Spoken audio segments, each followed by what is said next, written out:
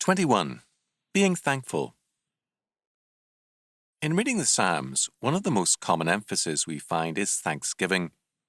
As Psalm 104 declares, "Enter into his gates with thanksgiving and into his courts with praise. Be thankful unto him and bless his name." A major feeling we all have is to take credit for our successes, but to blame someone else or something else for our failures. We fail because of other people. We say, the big boys, the weather, the bad breaks. We rarely blame ourselves. On the other hand, for all our successes, we take full credit.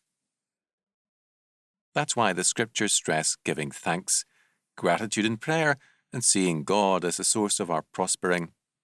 We then recognize that the world and our lives are in the hands of the Almighty, and our relationship to Him and our obedience are all important.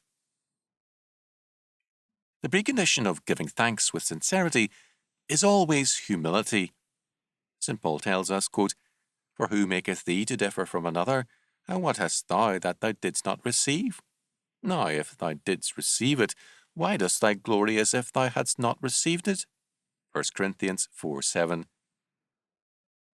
Does a farmer have the right to take credit for the good weather that gives him a prosperous year, and yet blame or reproach God for the bad weather that devastates him?